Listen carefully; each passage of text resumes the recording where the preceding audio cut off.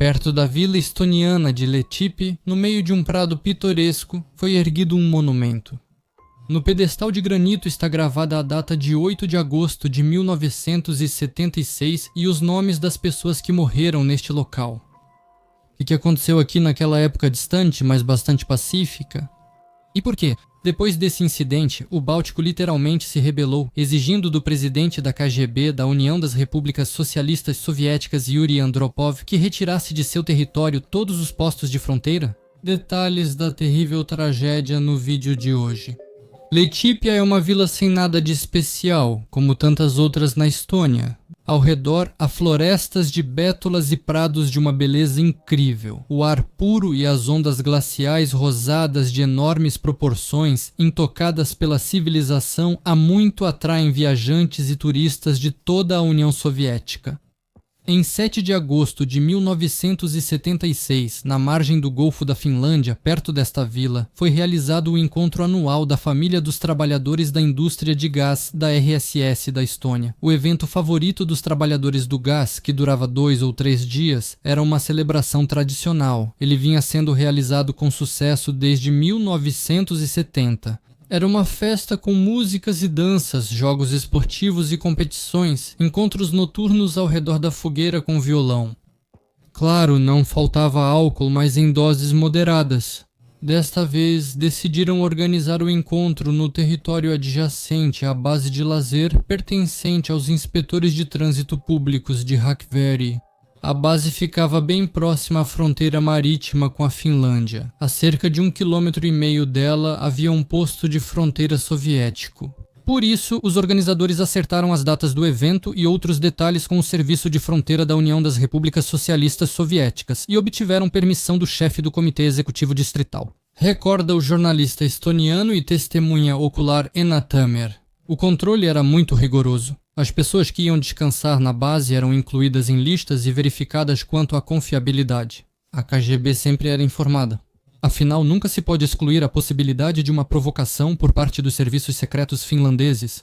Cada um dos que chegavam assinava um termo de confidencialidade.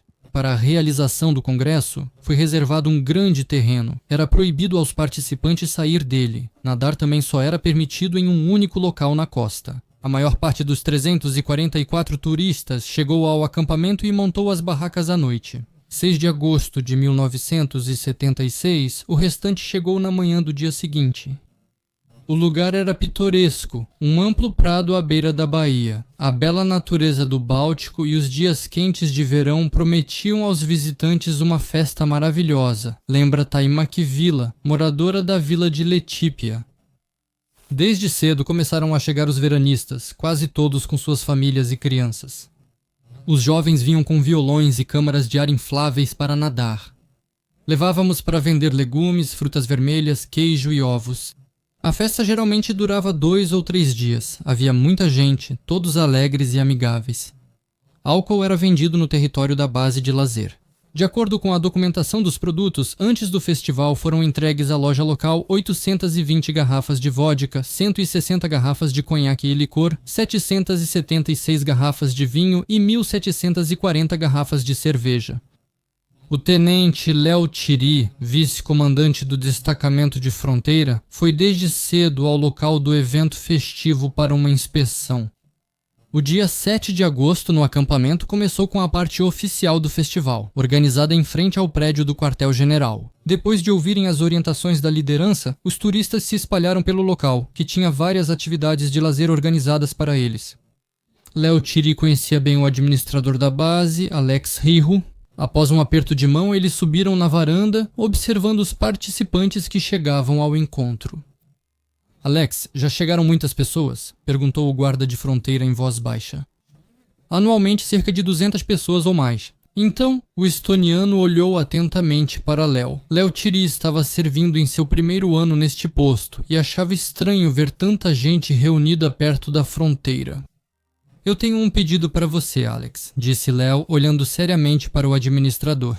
Se notar que algum visitante tem um barco inflável ou similar, me avise de imediato. Alex Ria fez uma careta quase imperceptível, tentando segurar o riso. Ele se lembrava daquele caso 3 anos atrás, quando 2 rapazes jovens e uma moça tentaram atravessar a baía de barco à noite para chegar à Finlândia. Naquela ocasião, os fugitivos foram resgatados no último momento na margem finlandesa, quase provocando um conflito com os guardas de fronteira de lá. Houve muita confusão e muitos chefes perderam seus cargos e patentes.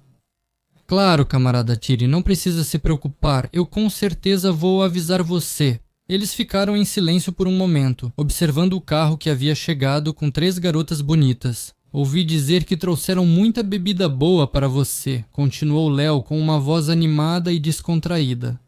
Exatamente, tenente, não quer provar? Alexei assentiu astutamente para o guarda de fronteira, convidando-o a entrar na loja. A venda de álcool para militares no território da base turística era estritamente proibida, mas às vezes havia exceções. Desta vez, Léo Tiri deixou a loja de Alexei com uma sacola grande, onde algo tilintava suavemente. Sem pressa, colocando-a no banco de trás do UAZ, o capitão acenou para Alexei, e o carro seguiu em direção à margem, onde os visitantes já estavam desempacotando suas coisas, montando barracas e enchendo colchões infláveis para nadar. O calor naqueles dias estava insuportável. Caminhando pelo acampamento, ele cumprimentou o chefe dos trabalhadores do gás, Anatoly Varki, e por formalidade verificou os documentos de permissão de visita. Camarada Varki, devo avisá-lo que é proibido aos funcionários da sua empresa que estão de férias saírem dos limites do acampamento e se afastarem em direção à baía, disse Leotiri de forma severa. Não se preocupe, camarada tenente. Todos os meus funcionários já participam da celebração há anos e conhecem as regras, garantiu Anatoly Varki. Após inspecionar a área costeira, Leotiri não encontrou nenhuma embarcação suspeita. Satisfeito com a ronda, ele voltou para o posto para se gabar do licor especial Vana Tallinn que conseguiu diante do chefe do posto de fronteira, o tenente-coronel Edgar Tome. Ele ficou extremamente feliz e, imediatamente, em homenagem à ocasião, sugeriu degustar a bebida de elite. Arrumando a mesa ali mesmo no escritório, eles, sem esperar pela noite, começaram a se servir.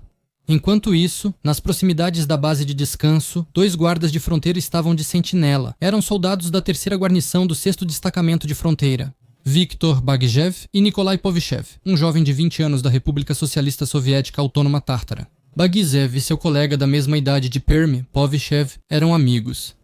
Eles começaram a servir juntos em 1974 e deveriam ser desmobilizados em 1976. O serviço militar prosseguia sem ocorrências notáveis.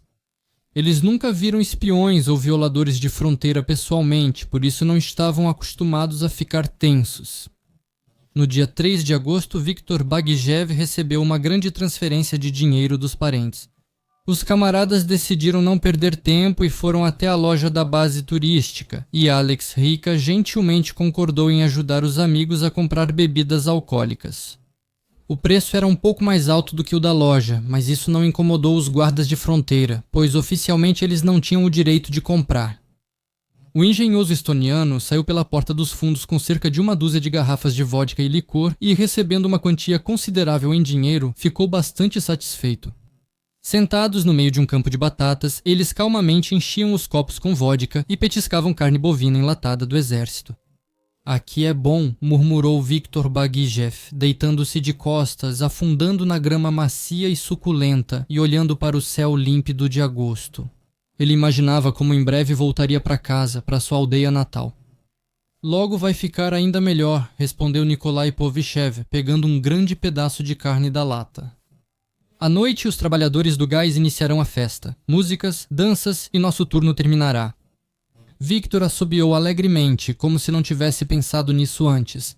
Lá vamos descansar como se estivéssemos na vida civil e conhecer algumas garotas, continuou Nikolai, servindo-se do próximo copo. E se Tiri aparecer lá com uma verificação a vapor? Perguntou Victor inquieto. Ele é um daqueles estonianos que gosta de ordem e vai aparecer de surpresa. Ele foi lá de manhã, viu o AZ dele pelo binóculo. Nikolai sorriu de canto, servindo a próxima dose para o amigo. Viktor Bagjev pegou o copo estendido e, brindando as palavras e a baixa que se aproximava, esvaziou até o fim.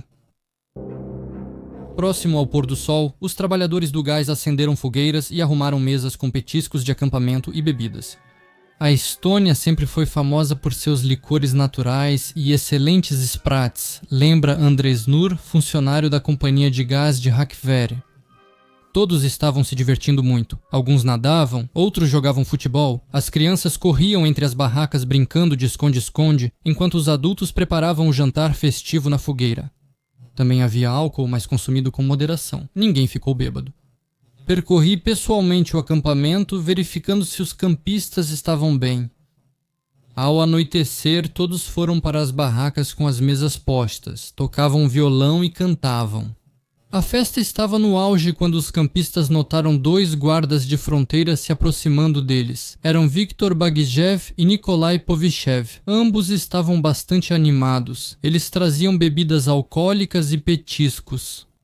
A aparição dos convidados não convidados não incomodou nem um pouco os campistas. Todos sabiam muito bem sobre o posto de fronteira e haviam sido avisados sobre as patrulhas e inspeções. Para as festas. Os estonianos amigáveis convidaram os guardas de fronteira para a mesa, e no começo tudo estava bem, lembra Andreas Nurk. Ao se aproximarem, os caras nos cumprimentaram visivelmente embriagados. Mas nós não mostramos nenhuma agressividade, pelo contrário, convidamos eles para se juntar a nós. E embora esse convite tenha sido feito mais por educação, eles não recusaram e se sentaram perto da nossa fogueira. Colocaram o álcool e a comida que trouxeram, bebemos um pouco para celebrar o encontro e começamos a conversar. Fiquei desconcertado por eles estarem armados com fuzis automáticos após o turno. As armas não deveriam ser devolvidas ao posto da fronteira? Perguntou o estoniano. Bagichev olhou para ele com um sorriso irônico e disse com dificuldade: "Estamos protegendo vocês de todo tipo de sabotadores. Vai que alguém resolve mexer com as suas garotas." E os 2 soldados caíram na gargalhada. Para as estonianas presentes e seus maridos, a piada não teve graça nenhuma. Anatoly Paz, de 24 anos, que estava sentado em frente a Bagijev, levantou-se. Seu rosto ficou corado e seus olhos olhavam sem medo para o brincalhão bêbado. "Nós mesmos podemos proteger nossas esposas sem a sua ajuda, se for necessário." Os guardas de fronteira não esperavam esse tom dos estonianos, normalmente calmos e sempre equilibrados. Ambos se levantaram e foram lentamente em direção a Anatoly. Ele se preparou para se defender. Um conflito estava prestes a acontecer, e para evitá-lo, a esposa de Anatoly, Karin Paaz, ficou entre eles e sorriu para os soldados carrancudos, tentando esconder sua preocupação. "Pessoal, não vamos brigar. Estamos descansando e vocês trabalhando. Não vamos nos atrapalhar."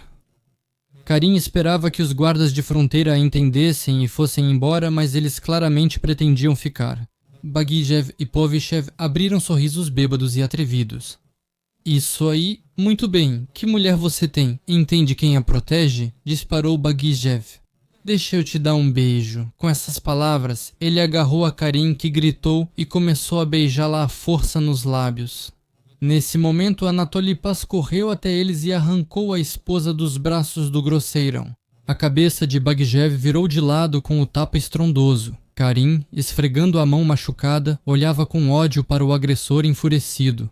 "Ah, sua vadia." Bagijev levantou bruscamente a metralhadora das costas. "O que está acontecendo aqui?" gritou Anatoly Varki, o chefe da companhia de gás, ao chegar correndo. Ele estava ofegante, respirando com dificuldade, olhando surpreso para o guarda de fronteira armado com uma metralhadora. Os veranistas, alarmados pelos gritos, iam se reunindo ao redor. Nikolai Povishev, ao ver a metralhadora nas mãos do amigo, mudou a expressão e ficou pálido. Ele estava muito mais sóbrio que o amigo e agora já se arrependia de ter ido com ele ao acampamento. "O que você quer?" resmungou Bagijev com raiva. "Parem, o que estão fazendo?" Ao se aproximar, Anatoly tentou desviar o cano para o lado, mas levou uma forte coronhada no rosto. Caindo, ele cobriu o rosto com as mãos, de onde surgiu um fino fio de sangue. Nikolai Povishev levantou sua metralhadora e com a voz trêmula gritou: "Todos para trás, vou atirar!" E virando-se para o amigo, resmungou: "Vamos sair daqui." Mas de todos os lados os policiais de gás o cercaram e, arrancando a metralhadora de suas mãos, o jogaram nos arbustos. Povishev, deitado de costas, estendeu as mãos para a frente, mostrando que não continuaria a briga. Depois de jogá-lo, os estonianos correram até Viktor Bagijev, mas ele não pretendia se render tão facilmente. O primeiro a atacar o guarda de fronteira foi Anatoly Paz, tentando arrancar a arma de suas mãos. Um tiro foi disparado e Anatoly, sangrando muito, caiu na grama. Apertando o ferimento no peito, ele ainda conseguiu sussurrar: "O que você está fazendo? Somos todos tão jovens." Mas Bagjev não o ouviu. Furioso, ele apontou a metralhadora para os rapazes paralisados de medo e começou a atirar. As pessoas fugiam em pânico, tentando se esconder na barraca, mas as balas os alcançavam até lá. Alguém tropeçou na fogueira enquanto corria. Um tição voou para a barraca próxima, que pegou fogo imediatamente. Envolvendo o acampamento com fumaça acre, Bagjev continuava atirando sem parar para todos os lados. Recorda Taima Kivila, moradora da aldeia Letípia, que esteve presente no Congresso de 1976. No começo eu nem imaginei que fosse tiro. Pensei que alguém tivesse jogado um pedaço de telha na fogueira. Mas quando isso se repetiu várias vezes e ouvimos gritos e gemidos, ficou claro que eram tiros. Lembrei dos avisos do chefe sobre a proximidade da fronteira com a Finlândia e possíveis provocações. Eu me joguei no chão e cobri a cabeça com as mãos. As pessoas corriam ao redor, crianças gritavam e choravam. Uma jovem caiu ao meu lado. Virei a cabeça e notei sangue na camisa dela, mas não pude ajudar. Fiquei muito assustada e tinha medo até de me mexer. O carregador do fuzil ficou vazio. Bagjev trocou por um novo e continuou atirando nas barracas. As balas zumbiam, atingindo as vítimas sem distinguir se era homem, mulher ou criança. Gemidos e gritos podiam ser ouvidos por toda parte, lembra Enan Nevilov, participante do Congresso dos Trabalhadores da Indústria de Gás da RSS da Estônia. Na tenda onde eu estava sentado havia 7 buracos. Eu não fui ferido, mas do nosso grupo, Anne e Reed foram atingidos por balas. Uma mulher entrou correndo na tenda, segurando junto ao peito uma criança assustada e chorando. Eu os derrubei no chão e os protegi com meu corpo. Ouviam-se gemidos do lado de fora. Havia feridos graves com uma bala no pulmão. Eles foram levados em seus próprios carros para o hospital de Hakkveri. Não é tão fácil viver. 2 deles não chegaram vivos. Bagjev, cego de raiva e embriaguez, continuou atirando para todo lado, mas então Nikolai Povichev, que havia recobrado o juízo, correu até ele. Ele viu que o amigo bêbado, como um louco, estava metralhando as pessoas e quis detê-lo. "Vitka, pare!" Nikolai o agarrou pelo braço, mas ele, sem perceber quem era, apontou a arma para ele. Ouviu-se um tiro. A bala passou bem acima do coração. Nikolai caiu na grama e ficou imóvel. Ao ver que tinha atirado no amigo, Bagjev deixou cair o fuzil e correu até ele. Abaixando-se, sacudiu-o pelos ombros, mas ele havia perdido a consciência. Um fio de sangue escorria de sua boca. Recuando, Bagjev finalmente entendeu o que havia feito. Ao redor jaziam pessoas inocentes que ele havia baleado, rapazes e moças jovens. As paredes das tendas estavam manchadas de respingos de sangue, e aos seus pés estava a metralhadora, cujo cano ainda fumegava. Sem ter tempo de esfriar, Bagjev olhou mais uma vez para o amigo caído, puxou a arma para si e, encostando-a na cabeça, disse apenas uma palavra: "Me perdoem." Ouviu-se um tiro e Viktor Bagjev caiu ao lado de Nikolai. Após o fim do tiroteio, as pessoas buscaram seus familiares e cuidaram dos feridos. Os turistas iluminaram a clareira onde ocorreu o tiroteio com os faróis de seus carros e trouxeram todos os kits de primeiros socorros dos automóveis para o local da tragédia. Muitos feridos precisavam conter hemorragias urgentemente. O sangue de Alex foi estancado. Em Arca, o acordaram com uma coronhada, abrindo um corte profundo em sua sobrancelha. Com concussão e forte tontura, ele ainda conseguiu chegar até o posto fronteiriço. O sentinela abriu o portão e, deixando-o entrar, perguntou o que havia acontecido. Ele ouviu sons parecidos com fogos de artifício e pensou que estavam se divertindo no acampamento turístico, soltando fogos. Não são fogos de artifício. Os guardas de fronteira atiraram em nós, disse Alex ofegante. E sem perder tempo explicando, correu para o quartel-general. Ele encontrou os oficiais descansando tranquilamente bem na sala do comandante do posto. Na mesa havia restos do jantar, o rádio tocava baixinho algum sucesso popular, acordando os que dormiam. Alexei contou com empatia sobre o incidente no acampamento. O tenente Leotiri não acreditou de imediato no chefe estoniano dos trabalhadores do gás, que estava agitado. "Você está bêbado? Que tiroteio? Que guardas de fronteira?" irritou-se ele. 2 soldados. Eles começaram a insultar nossas mulheres. Depois um deles abriu fogo. Muitos feridos. Há pessoas mortas a tiros, camaradas oficiais, eu não estou mentindo. O comandante do posto, tenente-coronel Edgar Tome, ordenou que fossem imediatamente ao local da tragédia. Pulando no UAZ, ambos os comandantes correram para a costa. Eles não queriam acreditar no que havia acontecido até o último momento. Era um grupo de sabotadores disfarçados de guardas de fronteira. Os trabalhadores do gás estonianos bêbados brigaram entre si e começaram um tiroteio. Qualquer coisa, menos soldados do próprio quartel deles. Enquanto isso, enquanto prestavam os primeiros socorros aos feridos, tentavam ligar para a ambulância do prédio da colônia de férias, mas devido ao sinal ruim do telefone, não conseguiram fazer isso imediatamente. Entendendo que muitos dos feridos poderiam não sobreviver até a chegada dos médicos, os turistas decidiram levá-los eles mesmos em seus carros para os hospitais de Rakvere e Tartu. Essa rapidez salvou o motorista de 24 anos da companhia de gás, Matti Puss. Uma bala de metralhadora perfurou o tórax dele e ficou alojada no pulmão. Os médicos trouxeram o homem de volta do outro mundo, mas não salvaram a todos. O carro dos guardas de fronteira que chegou iluminou a clareira com os faróis. Entre as barracas, turistas preocupados e assustados se aglomeravam. Correndo para a clareira, Edgar e Léo não acreditaram no que estavam vendo. Por toda parte na grama havia corpos de mulheres e homens, objetos espalhados, feridos enfaixados e parentes das vítimas chorando sobre os corpos. Edgar Tome se aproximou devagar dos corpos de 2 soldados que reconheceu. Não eram sabotadores, eram seus homens.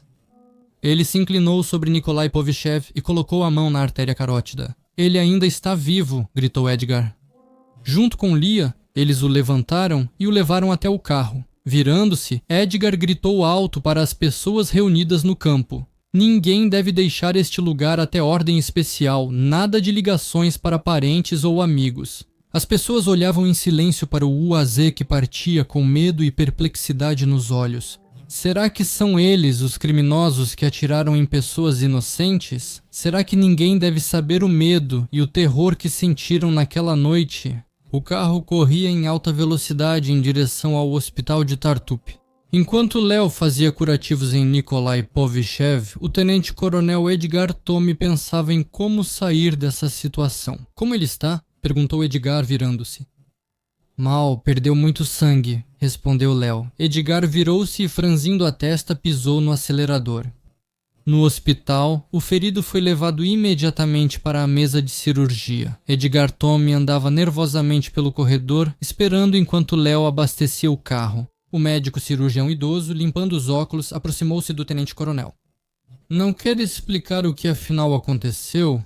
Esta noite já trouxeram para nós a 5ª pessoa com ferimento à bala. E todos vieram do acampamento turístico dos trabalhadores do gás de Letípia. Edgar Tome olhou para ele com seriedade e disse de forma rígida. Isso é informação confidencial, você não precisa saber disso. É melhor cuidar das suas próprias responsabilidades.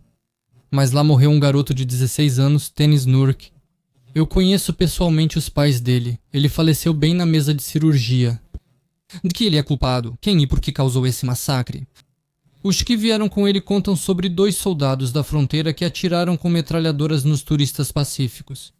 Edgar, não suportando mais, agarrou o médico pelo colarinho. Meu conselho para você é, não cometa esse erro, não se meta em assuntos que não dizem respeito a você. Ele tirou as mãos bruscamente e disse quase sussurrando, quando o soldado estiver em condições de falar, você vai me ligar imediatamente no posto. Soltando o médico, ele saiu rapidamente da enfermaria. O capitão Léo o esperava na entrada. Já sentado no carro, Edgar acendeu um cigarro nervosamente. Ouça, Léo, quando chegarmos à unidade vou relatar o ocorrido ao comando e você, se necessário, confirma o que eu disser? Foi legítima defesa. Meus soldados verificavam documentos quando funcionários bêbados do gás os atacaram. Eles tiveram que usar a arma de serviço. Como resultado, um morreu e outro ficou gravemente ferido. Mas os turistas não vão confirmar essa história. E como você explica o ferimento à bala dos guardas de fronteira com a própria arma deles? Que isso seja explicado pelos investigadores da promotoria militar. Você não quer acabar indo a tribunal por causa desse caso, quer? Léo olhou atentamente para o tenente-coronel. Ele estava mais sério do que nunca. O caso será mantido em sigilo e espero muito que nenhuma informação extra vaze para os jornais. Afinal, todos os participantes da festa assinaram um termo de confidencialidade. Certo? Léo continuava em silêncio. Suas mãos apertaram ainda mais o volante. E quando o soldado acordar, vou explicar a ele o que dizer para que a culpa recaia sobre os funcionários do gás. Léo ficou em silêncio durante todo o caminho. O carro que se aproximou foi autorizado a entrar pelo posto de controle, e o tenente-coronel Tommy correu imediatamente para o escritório, pronto para relatar à chefia o incidente no acampamento dos funcionários do gás. No corredor, ele ouviu o toque insistente do telefone. Ao entrar correndo, Ele pegou o fone e ficou paralisado, ouvindo a voz aflita de alguém. Léo, que entrou logo atrás, ouviu: "O corpo pode ser retirado amanhã, no horário mais conveniente." O tenente-coronel largou o telefone e se virou. Seu rosto estava mortalmente pálido, os olhos olhavam como se atravessassem Léo. "Ele morreu na mesa de cirurgia", disse Edgar Tommy com uma voz quase mecânica. "Companheiro." O tenente-coronel Léo ficou em posição de sentido e levantou o queixo, como se estivesse prestes a fazer um relatório oficial. "Vou falar apenas o que vi com meus próprios olhos e não quero participar de nenhuma manipulação dos fatos. Se eu for punido, que seja merecido, mas não vou manchar a honra de um oficial." Edgar Tommy parecia ter despertado. Seu olhar ficou frio e penetrante. Sua mão desceu lentamente até o coldre e ele puxou a pistola TT de premiação. "Você está bem?" pensou. "Está digitando cada palavra?" perguntou. "Sim, senhor, camarada tenente-coronel", respondeu Léo. A mão com a pistola se levantou lentamente. O cano foi apontado para ele, e Léo ficou paralisado, como enfeitiçado, olhando nos olhos do tenente-coronel. "Você entende que eu não tenho escolha e que eu não vou para o tribunal de fuzilamento", disse Edgar em voz baixa. A mão apertou a pistola até estalar os nós dos dedos. Uma grande gota de suor escorreu pela testa. Os lábios se comprimiram e um forte ranger de dentes pôde ser ouvido. "Eu também não tenho escolha", respondeu Léo calmamente. O tenente-coronel de repente levantou a mão e um tiro foi disparado. Léo, como se estivesse em um nevoeiro, olhou para o comandante caído. Ele estava deitado de costas com os braços abertos e havia um grande buraco vermelho em sua têmpora. Debaixo de sua cabeça, uma mancha de sangue vermelho escuro se espalhava, ficando cada vez maior. O tenente Leotaire se aproximou do corpo. As pernas ficaram como se fossem de algodão e as mãos tremiam. Fazendo um esforço, ele passou por cima do corpo e, pegando o telefone, discou o número. "Aqui quem fala é o subcomandante do posto de fronteira." "Número 3, Tenente Leotaire, temos uma emergência." Sua voz soava alta e firme. Para o local do incidente, a liderança militar de Moscou e Leningrado foi enviada urgentemente. Antes da chegada da comissão e da investigação do incidente, o acampamento foi isolado e os turistas proibidos de deixá-lo. A investigação do caso de tiroteio na zona de fronteira ficou sob o controle pessoal do chefe da KGB da União das Repúblicas Socialistas Soviéticas, Yuri Andropov. Ele voou para a RSS da Estônia. O chefe da segurança soviética ordenou que todas as informações sobre a tragédia e seus responsáveis fossem mantidas em segredo. Por isso não houve nenhuma publicação sobre o tiroteio perto da vila de Letipia nos jornais soviéticos. Apenas rádios ocidentais, como a Rádio Liberdade e a Voz da América, noticiaram o fato, mas os órgãos de segurança do Estado monitoravam rigorosamente para que os boatos sobre a tragédia não se espalhassem entre a população. As famílias dos falecidos receberam do orçamento uma indenização de 150 rublos por cada vida perdida e o pagamento integral de todos os serviços funerários. Ao todo, as vítimas do massacre cometido pelo guarda de fronteira Viktor Bagizev foram 7 pessoas, com idades entre 16 e 57 anos, sem contar o próprio atirador. De acordo com diferentes fontes, de 14 a 18 pessoas ficaram feridas. Uma onda de manifestações e protestos varreu a RSS da Estônia. As pessoas exigiam a remoção dos postos de fronteira e a dissolução do efetivo, mas todos esses protestos foram duramente reprimidos por funcionários da milícia e da KGB da União das Repúblicas Socialistas Soviéticas. O funeral dos 6 estonianos que perderam a vida foi realizado sob o controle de policiais e agentes da KGB. Para evitar distúrbios populares, foi determinado um horário estrito para as cerimônias fúnebres. As autoridades soviéticas tentaram proibir o cortejo fúnebre, mas encontraram forte resistência dos familiares das vítimas e recuaram. No entanto, na escola onde estudava Tiny Snurk, a cerimônia de despedida, tradicional em caso de falecimento de um dos alunos, foi cancelada mesmo assim. O pai de Tines nunca conseguiu se conformar com a perda dolorosa. Quem conta é Andrei Snurk, participante do Congresso dos Trabalhadores da Indústria do Gás da RSS da Estônia. A morte de jovens chocou profundamente seus entes queridos. Meu pai sofreu tanto com a morte do filho mais novo que 10 anos depois ele mesmo faleceu. Nos documentos oficiais da investigação, a tragédia da Estônia foi chamada de conflito por motivos pessoais com uso de arma automática de serviço. Em razão da morte dos principais envolvidos, a punição recaiu sobre seus superiores. O subcomandante do posto número 3 foi demitido e o comandante sênior do posto não foi punido, pois naquela mesma noite tirou a própria vida. O administrador da colônia de férias foi responsabilizado criminalmente por violar o regulamento de venda de álcool para militares.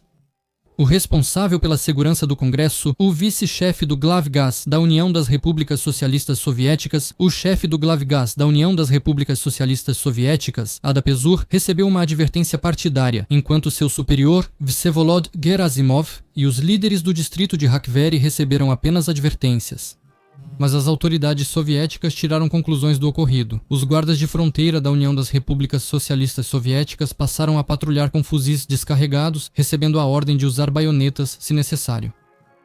O efetivo das unidades de fronteira era formado quase totalmente por soldados estonianos. O comando também era exercido por oficiais de origem estoniana. A venda de álcool nos acampamentos de verão foi proibida, assim como a realização de quaisquer eventos em massa nas zonas de fronteira. Em 1991, na clareira onde ocorreu o tiroteio, foi instalada uma pedra comemorativa. 5 anos depois, nela foram gravados os nomes de todos que morreram pelas balas de Viktor Bagdiev. Mas a tragédia perto da vila de Letípia estava longe de ser a única do tipo. Os guardas de fronteira já se destacavam na RSS da Estônia. Assim, em 1968, na ilha de Vilsand, o vice-comandante do Corpo de Fronteira, Dobrodiev, de 27 anos, durante um conflito à mesa, atirou e matou com uma pistola Makarov a meteorologista Mailan But e o comandante do farol Lembit Kiv. O atirador foi condenado à execução, pena que depois foi substituída por 15 anos de prisão e 4 anos depois. Um caso semelhante aconteceu na ilha de Saaremaa em 1972. Um dos guardas de fronteira ficou bêbado e foi até a casa da namorada com quem havia brigado no dia anterior. Invadindo a casa dela, o soldado tentou abusar dela, e sua mãe e 2 irmãs correram para defendê-la. Então o guarda de fronteira abriu fogo contra elas, matando as 4 e depois tirou a própria vida. E o que você acha desse caso? Deixem seus comentários, curtam, deem dislike, ativem o sininho e sigam o Telegram Strashnote. Lá tem um clima próprio, ainda mais conteúdo e eu deixo as fontes e materiais adicionais, inclusive para este vídeo.